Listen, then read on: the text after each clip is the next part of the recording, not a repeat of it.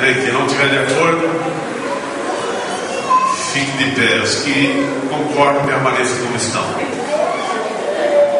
Amém. Vamos estar de pé, vamos orar por elas então.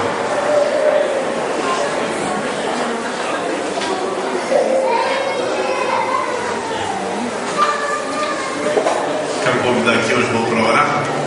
Quero convidar aqui o presbítero. Pode ser o irmão Luiz, presbítero.